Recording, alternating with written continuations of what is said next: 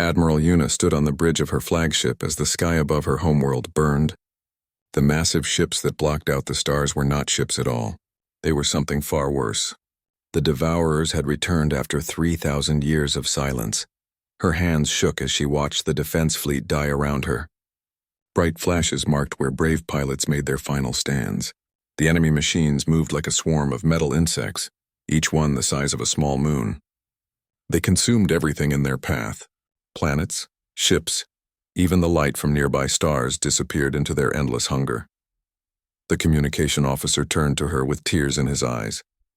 "Admiral, the outer colonies are gone. The defense platforms have fallen. We have maybe an hour before they reach the surface." Una closed her eyes and felt the weight of 40 billion lives on her shoulders. The Altaran defense fleet had protected this sector for 800 years. Now they would die here, far from help, forgotten by the galaxy that had grown fat and lazy in peace. "Send the evacuation order to all civilian transports," she said quietly. "Get as many people out as you can." But even as she spoke, she knew it was hopeless. The evacuation ships were slow and defenseless. The Devourers would catch them before they reached the edge of the system. Still, they had to try. Some might escape. Some might live to remember. The tactical display showed the horrible truth. The main Devourer fleet stretched across space like a cancer. Each machine ship was connected to the others by streams of energy that pulsed like blood vessels.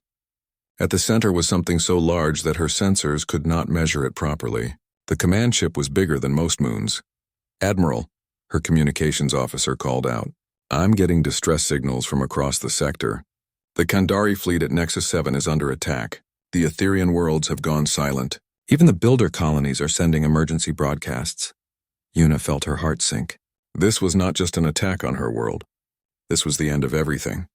The Devourers had returned in numbers beyond imagination. They were consuming the entire outer rim of the galaxy. She thought of the great council chambers on the capital worlds where alien diplomats argued about trade routes and mining rights. Did they even know what was happening out here? Would they care if they did? The outer colonies had always been treated as expendable. The core worlds would probably abandon them to save themselves. The ship shuddered as enemy fire found its mark. Warning lights flashed red across the bridge. Her chief engineer reported hull breaches on 7 decks. They were dying by degrees and there was nothing she could do to stop it. "Admiral, we're receiving a transmission from Captain Sewell of the transport ship Dawn Walker. He says he's loaded with refugees from the mining colonies. He's requesting escort to the jump point." Una looked at her tactical display. The enemy was everywhere. Any ship that tried to escort the transport would be destroyed within minutes. But she could not abandon those people, not while she still had weapons to fire. "Tell Captain Sewell we'll cover his escape. All remaining ships form up on the Dawn Walker. We're going to punch a hole through their lines." Her bridge crew exchanged glances. They all knew it was suicide, but they also knew it was the right thing to do. That was what separated them from the machines that hunted them. They chose to die for others rather than live for themselves. The battle that followed was brief and brutal. Una's ships threw themselves at the enemy like missiles. They fired everything they had and then rammed the Devourer vessels when their weapons ran dry. Ship after ship died in bright explosions that lit up the darkness. But their sacrifice meant something. The transport ship Dawn Walker made it to the jump point. 40,000 civilians escaped into hyperspace, carrying the news of what had happened here. Una's flagship was the last to die. The bridge was on fire and half her crew was dead, but she remained at her station. The communication system was damaged, but her engineer had jury-rigged a long-range transmitter from the escape pod beacons. She had one chance to send a message before the end. One chance to warn the galaxy of what was coming. Her fingers moved across the controls as enemy fire tore through the hull around her. The transmission would reach every world, every ship, every listening post in known space. It would travel faster than the Devourers themselves, racing ahead of the destruction to carry word of the coming darkness. But who would listen? Who would care about a desperate message from a dying world on the edge of nowhere? The great powers of the galaxy had their own problems. They would not risk their fleets for strangers. Still, she had to try. Someone might hear. Someone might answer. Her hands found the controls and began to type. The message was simple because simple words carried the most truth. She told them about the Devourers. She told them about the scale of the threat. She told them that the galaxy was dying and that someone needed to act. At the end, she added coordinates. Not to her world, which would be dead before anyone could arrive, but to the Sol system. She had heard stories about the humans who lived there. They were young and strange and had only recently learned to travel between stars. But sometimes the young did things that the old considered impossible.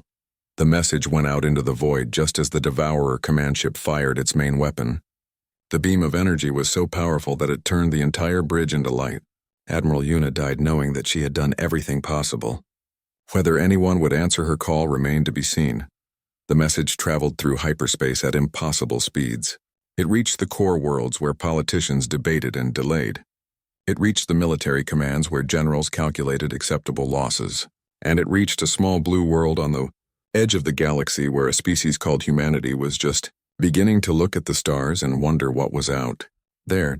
Captain Ryu of the exploration ship. Determination was the first human to receive the transmission. He sat in his chair and listened to the desperate words of a dying admiral. When the message ended, he sat in silence for a long moment. Then he reached for his communications panel and began to type a response that would change the galaxy forever. Captain Ryu played the transmission 3 times before he fully understood what he was hearing. The voice belonged to someone who knew she was about to die. Her words were calm, but underneath was a desperation that made his chest tight. An entire species was calling out for help, and they were calling to anyone who would listen. He looked around the bridge of the Determination. His crew was small, just 12 people exploring the outer edge of human space. They were scientists and dreamers, not soldiers. What could they possibly do against machines that destroyed entire worlds? But the voice in the transmission would not leave his mind. Admiral Una had died sending that message. The least he could do was make sure someone heard it. Set course for Earth, he told his pilot. Emergency speed. Sir, that's a 6-day journey even at maximum burn, his navigation officer said. We'll use up most of our fuel.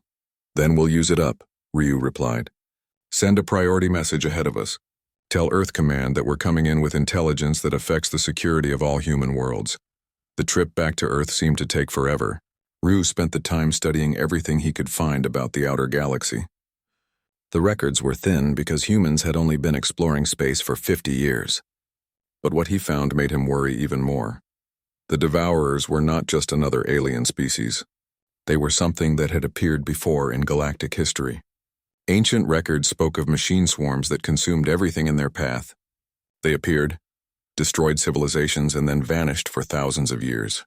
No one knew where they came from or why they returned.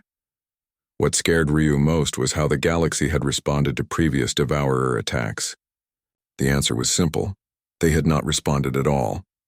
Each species tried to save itself. They abandoned allies and retreated to their core worlds. In the end, the Devourers had always won through simple mathematics. They grew stronger with each world they consumed while their enemies grew weaker. When the Determination finally reached Earth, Ryu was surprised by what he found. The orbital stations around humanity's homeworld were buzzing with activity. Ships were moving in formations he had never seen before. Military frequencies crackled with urgent communications. His message had been received. More than that, it had been believed. Fleet Admiral Wan met him personally at the docking station. She was a small woman with gray hair and tired eyes, but when she spoke, her voice carried the authority of someone who had spent her life preparing for war. Captain Ryu, your transmission has caused quite a stir, she said as they walked through the corridors of Earth Command. We've been analyzing it for 3 days. Our experts confirm that the signal is genuine. The question is what we do about it. They entered a massive briefing room where dozens of officers were studying star charts and tactical displays. Ryu recognized some of the faces from the news feeds. These were the people who commanded Earth's space navy, such as it was. Admiral Wan activated a holographic display that showed the entire galaxy. Red markers indicated the last known positions of the Devourer fleets. The scale was staggering. The enemy had consumed dozens of star systems and showed no signs of slowing down. The situation is worse than Admiral Una knew when she sent her message, Wan explained. Our long-range sensors have detected the destruction of at least 30 worlds in the past week. The Confederation forces are in full retreat. Most species have abandoned the outer territories entirely. Captain Saul of the Merchant Marine stepped forward. Admiral, my cargo haulers are already being converted. We can have weapons mounted on 200 civilian ships within the week. Dr. Mina from the Weapons Research Division was next. We've been studying the technical data from the transmission. The Devourer technology is advanced, but it follows predictable patterns. We think we can develop countermeasures. Ryu listened in amazement as plan after plan was presented. The humans were not just talking about sending help. They were talking about mobilizing their entire civilization for war. Wait, he interrupted. This is not our fight. The outer galaxy is thousands of light years away. These aliens have never helped us. Why should we risk everything for strangers? The room fell silent. Admiral One studied him for a long moment before answering. Because someone called for help, she said simply. Because right now we might be the only ones who can answer. And because if we don't stop the Devourers out there, they'll eventually come here. Commander Kai from Deep Space Reconnaissance stood up. Captain Ryu, I've been monitoring alien communications since your message arrived. Do you know what the other species are doing while their galaxy burns? They're arguing about who's responsible for the defense of the outer worlds. They're calculating the acceptable loss of refugee populations. They're retreating to their core systems and hoping the problem goes away. And what are we doing? Ryu asked. We're getting ready to fight, Admiral Wan said. Every shipyard in the system is running at full capacity. We're pulling crews from the merchant fleet and the exploration service. We're dusting off weapons designs from the last war and building new ones based on what we learned from that transmission. The scale of the mobilization became clear over the following days. Ryu watched from the observation deck of the orbital command station as Earth's civilian infrastructure transformed itself into a war machine. Cargo ships became troop transports. Factory ships that built space habitats now manufactured weapons. Even the small exploration vessels like his own Determination were being fitted with military hardware. Dr. Mina's teams worked around the clock to understand Devourer technology. They had only fragments of data from Admiral Yuna's transmission, but human engineers were good at making much from little. Within days, they had prototypes of new shield generators and weapon systems designed specifically to fight machine enemies. The aliens had not expected this response. Intelligence reports showed that most species considered humanity too primitive to matter. They had faster ships and better weapons and thousands of years of experience. What could a young species like humanity possibly contribute? They were about to find out.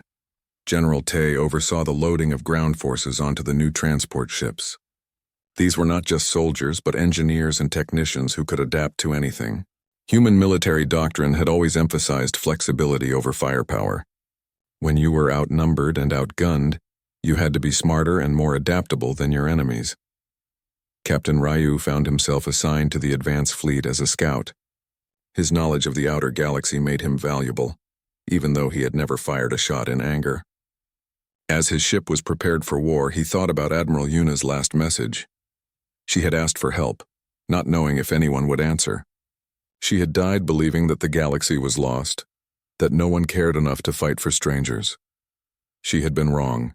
Humanity cared, and they were coming. The human fleet emerged from hyperspace at the edge of Confederation territory like a storm breaking over calm water.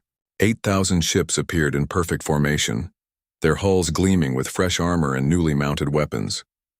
The sight was so unexpected that several alien monitoring stations thought their sensors were malfunctioning. Admiral Ara commanded the vanguard from the bridge of the massive carrier ship Defiance. She watched the tactical displays as her fleet spread out across the star system. Behind her came wave after wave of human vessels, battleships converted from cargo haulers, cruisers that had once carried colonists to distant worlds, fighters that had been mining shuttles just weeks before. The scale shocked everyone who witnessed it. The Kandari Defense Force, masters of space warfare for 2 millennia, counted their entire remaining fleet at 300 ships. The psychic Etherians, who could manipulate matter with thought alone, had managed to field perhaps 50 capital vessels before their worlds fell. Even the mighty Builder Collective had only 100 ships left after the Devourer attacks. Humanity had brought 8,000. Commander Nari's engineering teams had worked miracles in the weeks since. Admiral Yuna's transmission. Human ships now carried shield generators reverse-engineered from Devourer technology. Their weapons had been modified with harmonics that disrupted machine consciousness. Most importantly, their industrial fabricators had been weaponized, allowing them to build replacement parts and ammunition Even in the middle of battle, the first alien commander to make contact was Captain Vex of the Kandari frigate Knights. His ship approached the human fleet cautiously, unsure whether these newcomers were allies or another threat. Unknown vessels. This is Captain Vex of the Kandari Defense Force. Identify yourselves and state your intentions. Admiral Ara responded personally. Captain Vex, this is Admiral Ara of the Human Expeditionary Fleet. We received a distress call from Admiral Yuna of the Altaran Defense Force. We're here to help. There was a long pause before Vex replied. Admiral, the Altaran worlds fell 3 weeks ago. There's nothing left to save. The Devourers have consumed everything in this sector. You should retreat while you still can. We didn't come here to retreat, Ara said simply. We came here to fight. Where can we find the enemy? The question seemed to stun the alien captain. In his experience, civilized species did not volunteer to fight losing battles against impossible odds. They calculated risks and preserved their strength for battles they could win. The idea of rushing toward certain destruction was alien to him, but it was not alien to humans. General Tay coordinated the deployment of ground forces from his command ship. These were not just soldiers but complete industrial teams capable of setting up temporary bases anywhere.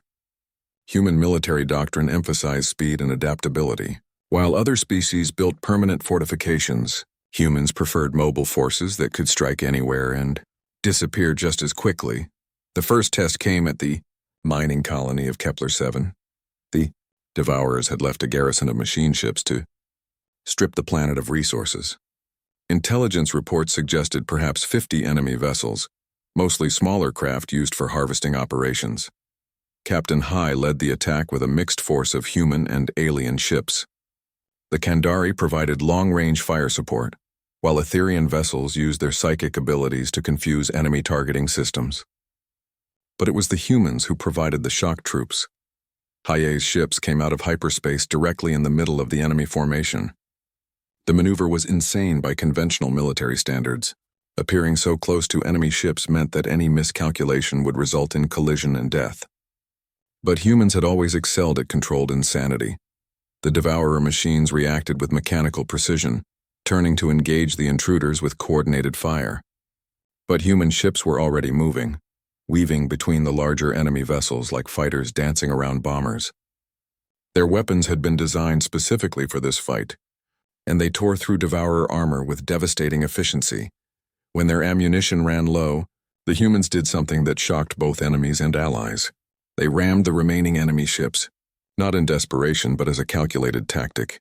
Human vessels had been reinforced for exactly this purpose. Their crews ejected in armored pods just before impact, leaving their ships to become guided missiles. The battle lasted less than an hour. When it was over, every Devourer ship had been destroyed. The human losses were heavy but acceptable. More importantly, they had proven that the machines could be beaten. News of the victory spread quickly through what remained of the Confederation forces. For the first time since the attacks began, there was hope. The humans had done something that seasoned alien commanders had thought impossible. They had won, but Admiral Ara knew this was just the beginning. The garrison at Kepler-7 had been a minor force. The real Devourer fleets were still out there, consuming worlds and growing stronger with each victory. To truly stop them, humanity would need to do more than win small battles. They would need to strike at the heart of the machine consciousness itself. Lieutenant Jin's intelligence teams had been studying captured Devourer technology. What they found was both fascinating and terrifying. The machines were not just mindless destroyers. They were connected by a vast network that allowed them to share information instantly across thousands of light years. Each individual ship was part of a larger mind that grew more intelligent as it absorbed new civilizations. Dr. Rin's science teams made an even more disturbing discovery. The Devourers were not just consuming matter and energy. They were consuming information. Every world they destroyed added to their collective knowledge. They learned from each battle, adapted to new weapons, incorporated the best features of conquered species into their own designs. This explained why previous galactic civilizations had failed to stop them. The Devourers grew stronger with each victory while their enemies grew weaker. It was a mathematical certainty that the machines would eventually win, unless someone changed the mathematics. Captain Min commanded a small fleet of fast attack ships that had been harassing Devourer supply lines. Her crews were all volunteers from the merchant marine, civilians who had learned to fight because someone needed to. They had discovered something important about the enemy network. The Devourers were powerful, but they were also predictable. Their machine consciousness made them efficient, but also vulnerable. They followed patterns, optimized for maximum destruction and minimum waste. If someone could disrupt those patterns, confuse their decision-making process, the entire network might become vulnerable. This was what humans did best. They were chaos agents in a galaxy that had grown comfortable with order. They broke rules that others considered sacred. They took risks that others considered suicidal. They fought for principles that others considered naive. The alien commanders who worked with them began to understand why humanity had answered Admiral Yuna's call. It was not because they were especially brave or especially foolish. It was because they had never learned that some things were impossible. As the human fleet pushed deeper into Devourer territory, they left behind a trail of liberated worlds and grateful refugees. But they also left behind something more important. They left behind an idea. The idea that ordinary people could choose to be heroes. The idea that someone would always answer the call for help, no matter how desperate or hopeless it seemed. The galaxy had been sleeping for 3,000 years, comfortable in its peace and prosperity. The Devourers had been a nightmare from the distant past, a threat that belonged to ancient history.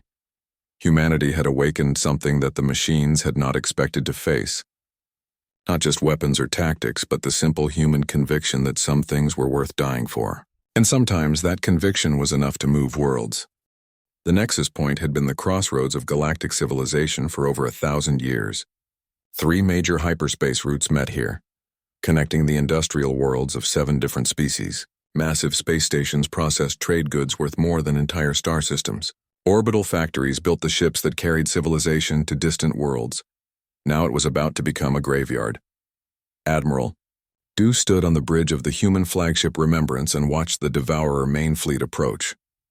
The enemy formation stretched across space like a metallic cancer. At its heart was the command ship, a construct so massive that it warped local gravity. Sensor readings suggested it was over 100 miles long and contained the consciousness that controlled every machine in the swarm. Fleet status report. Du ordered calmly. 3,000 ships ready for battle, his tactical officer replied. The alien forces are in position. Kandari battle groups are holding the outer perimeter. Etherian vessels are prepared to provide psychic interference. Builder ships are standing by with repair drones.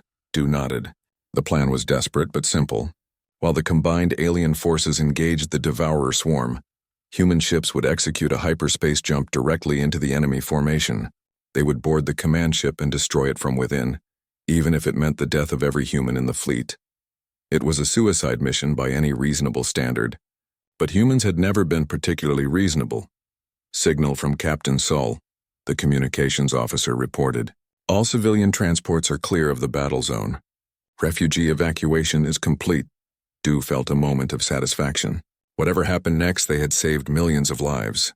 The civilian ships carried survivors from dozens of worlds that the Devourers had attacked. Children who would grow up to remember that someone had fought for them when all seemed lost. The enemy fleet was close enough now that individual ships could be seen without magnification. Each Devourer vessel was a work of terrible beauty, its hull covered in geometric patterns that seemed to shift and flow. Energy conduits pulsed with stolen life force from consumed worlds. Weapon ports opened like hungry mouths. Incoming transmission from the enemy, the communications officer said with surprise. Put it through, Du ordered. The voice that filled the bridge was not quite human and not quite machine. It spoke with the collected knowledge of 1,000 conquered species. Human vessels, you have caused significant disruption to our harvest operations. Surrender now and your deaths will be efficient. Continue to resist and we will ensure your species suffers before extinction. Admiral Du activated the fleet communication system. His response would be heard by every human ship and transmitted to the galaxy beyond. This is Admiral Do of the Human Expeditionary Fleet. We came here because someone called for help.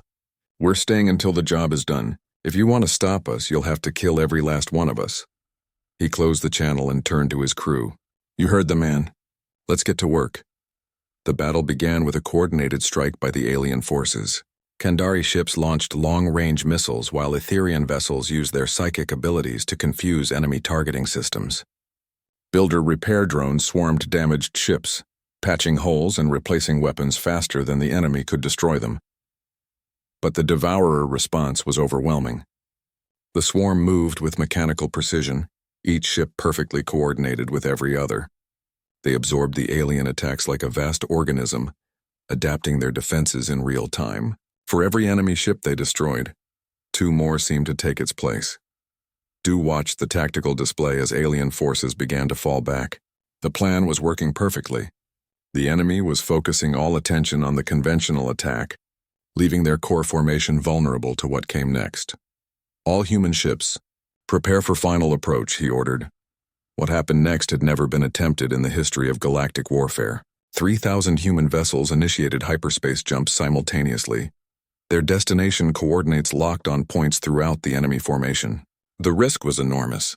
Any miscalculation would result in ships materializing inside each other or scattered across empty space.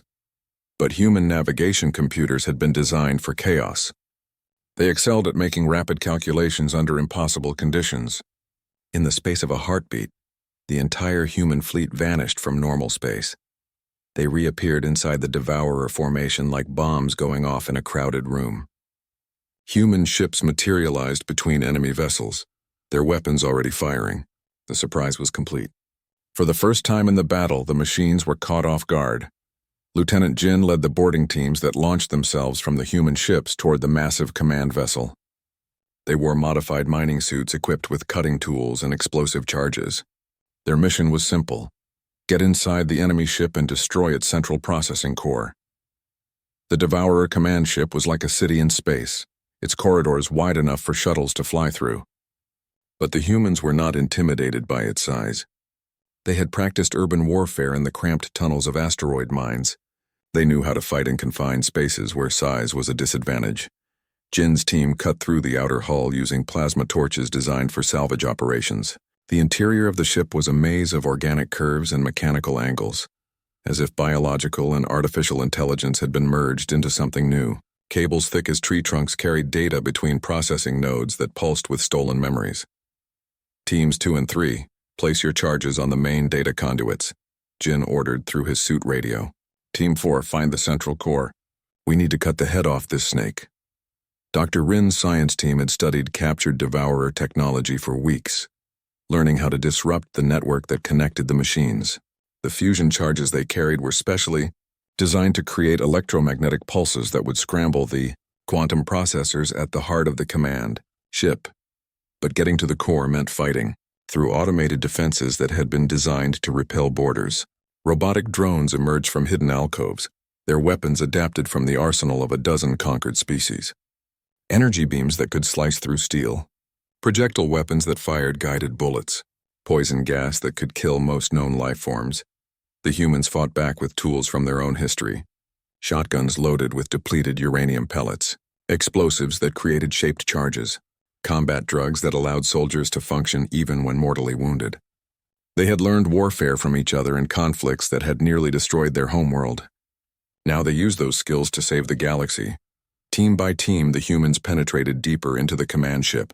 They left behind a trail of destroyed machinery and their own dead. The cost was enormous, but they kept moving forward. Each charge they placed weakened the ship's ability to control the swarm outside.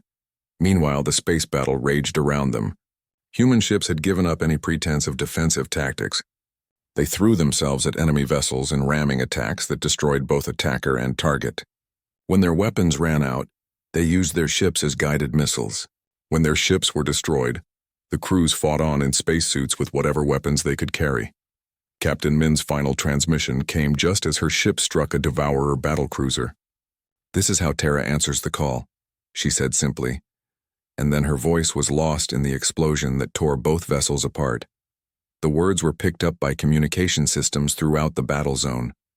Other human captains repeated them as they made their own final attacks.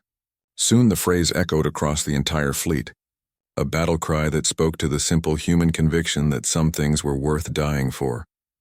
Dr. Rin reached the central core, just as the command ship began to realize what was happening.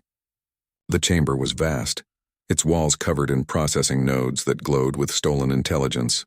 At the center was something that might once have been organic, a brain the size of a building that had been merged with quantum computers. "Set the charges for maximum yield," she ordered her surviving team members. "We need to make sure this thing can't regenerate." The fusion explosives were placed with scientific precision, positioned to create a chain reaction that would destroy not just the core, but the quantum entanglement fields that connected it to the rest of the swarm. When the charges detonated, every Devourer ship would be cut off from the collective consciousness that guided them. As the timer counted down, Rin thought about Admiral Yuna's last message. The alien commander had died believing that no one would answer her call for help. She had been wrong. Humanity had answered, and they had paid the ultimate price to make sure the galaxy would remember. The explosion that followed reshaped local space-time. The Devourer command ship tore itself apart from within as its core processors overloaded. The shockwave disrupted hyperspace for light years in every direction, and throughout the swarm, individual ships suddenly found themselves alone for the first time in millennia. Without the guiding intelligence of the collective, the machines were just machines. They followed their last orders mindlessly, making them easy targets for the surviving human and alien forces. The battle that had seemed hopeless just hours before suddenly turned into a rout. When the last Devourer ship was destroyed, Admiral Du found himself in command of less than 3. 6 months after the Battle of Nexus Point, Admiral Yuna stood in the observation deck of the rebuilt human flagship Remembrance and tried to understand what she was seeing. The space around the former battle zone buzzed with activity that would have been impossible just a year ago. Kandari engineers worked alongside human technicians to install new shield generators. Etherian philosophers debated tactics with former merchant sailors who had become warriors overnight. Even the secretive builders had emerged from their hidden worlds to help construct the massive memorial that would mark where the galaxy had been saved. Yuna had been rescued from the evacuation fleet that escaped her dying homeworld. For weeks she had lived with the guilt of survival while so many others had died. But watching the unprecedented cooperation around her, she began to understand that her final transmission had accomplished something greater than she had ever imagined. "The humans changed everything," she said to Commander Tay, who had become the liaison between the reconstruction effort and the surviving alien governments. "Before the Devourers came, our species barely spoke to each other except when necessary. Now look at this." Tay nodded as he watched a mixed crew of humans and aliens working together to install a new communications array. "My people have a saying, shared danger makes fast friends. But this is more than that. Your species and the others are learning things about yourselves that you never knew." The transformation had not been easy. In the immediate aftermath of the battle, many alien leaders had wanted to return to the old ways of isolated independence. They were uncomfortable with the human ideas about sacrifice and cooperation. Such concepts threatened the careful balance of power that had maintained galactic peace for centuries. But the younger generations had embraced humanity's example with enthusiasm that surprised their elders. Kandari naval academies now taught human tactics alongside traditional fleet maneuvers. Etherian universities offered courses in what they called applied heroism. Even the conservative Builder Collective had established exchange programs with human engineering schools. Captain Sol walked the corridors of the new joint military academy that had been built at Nexus Point. The facility trained officers from 17 different species in integrated warfare techniques. Human instructors taught aggressive tactics and rapid adaptation. Alien experts shared advanced technology and strategic thinking. Together, they were creating something that had never existed before, a truly unified galactic defense force. "The interesting thing," Sewell explained to a group of mixed-species cadets, "is that humans didn't invent courage or sacrifice. Every species has individuals who will risk everything for others. What we did was make it normal. We made it expected. We showed that ordinary people could choose to be heroes." The lesson had taken root in ways that surprised everyone. Trade routes that had been abandoned during the Devourer crisis were now protected by volunteer patrol fleets made up of ships from multiple species. Colonies that had been isolated for generations welcomed refugees and offered aid to strangers. The galaxy had learned to see itself as a single community rather than a collection of competing interests. Dr. Era's archaeological teams had made disturbing discoveries in the ruins of Devourer-controlled space. The machines had not been random destroyers. They had been following a pattern, targeting specific types of civilizations while avoiding others. The evidence suggested that this cycle had repeated itself many times throughout galactic history. They come when civilizations grow too comfortable, she explained to the Joint Research Council, when species become isolated and inward-looking. When cooperation breaks down and everyone focuses only on their own survival, the devourers don't just consume matter and energy, they consume civilizations that have forgotten how to work together. The implications were staggering. The galaxy had been saved not just by human weapons and tactics, but by human values. The willingness to fight for strangers, to risk everything for abstract principles like justice and freedom, had made the difference between survival and extinction. Fleet Admiral Rin oversaw the construction of new shipyards that incorporated the best technology from all member species. Human industrial capacity provided the framework. Kandari weapons technology supplied the firepower. Etherian navigation systems offered unprecedented precision. Builder manufacturing techniques ensured quality that would last for centuries. But the real innovation was in the command structure. Instead of each species maintaining separate fleets, the new ships were crewed by integrated teams. A human captain might command a ship designed by builders, crewed by Kandari engineers, and guided by Etherian navigators. The diversity made the fleet stronger and more adaptable than any single species force could be. "We're not just preparing for the next devourer attack," Rin explained to the Galactic Council. "We're building something that makes such attacks impossible. When civilizations work together, when they trust each other enough to fight as one, the cycle can be broken." The evidence came from Captain Tay's exploration fleets, which had ventured into the dark spaces between spiral arms where the devourers had retreated. They found something remarkable. The machines were fragmenting. Without fresh civilizations to consume, without the energy that came from conquest and destruction, the Devourer Collective was breaking apart into smaller groups that fought each other for resources. Dr. Era's teams made an even more significant discovery in the ruins of an ancient world that had been destroyed in a previous cycle. Hidden beneath layers of volcanic glass were records left by a species that had faced the Devourers millennia ago. The records told a familiar story of a young civilization that had answered a desperate call for help and saved the galaxy through sacrifice and cooperation. "It's happened before," Ara reported to the Joint Council. "Different species, different time, but the same pattern. When civilizations grow isolated and selfish, the devourers return. When young species still remember how to fight for others, the galaxy is saved. We're part of a cycle that goes back millions of years." The realization was both humbling and inspiring. Humanity had not been unique in their response to Admiral Yuna's call. They had simply been the latest in a long line of species that had chosen to be heroes when the moment demanded it. Someday, perhaps millions of years in the future, another young civilization would face the same choice. Commander Kai's intelligence services had been monitoring the outer edges of known space for signs of new threats. What they found gave reason for both hope and concern. The universe was vast and dangerous, filled with challenges that would require the same unity and cooperation that had defeated the Devourers. But there were also signs of new civilizations taking their first steps into space. Young species that might someday face their own moment of choice. When that time came, they would find a galaxy ready to help them, ready to answer their call just as humanity had answered Admiral Yuna's plea. Standing in the memorial chamber where Admiral Yuna's final transmission played on an endless loop, Fleet Admiral Rin reflected on how much had changed. The woman whose voice filled the room had died believing that no one would answer her call for help.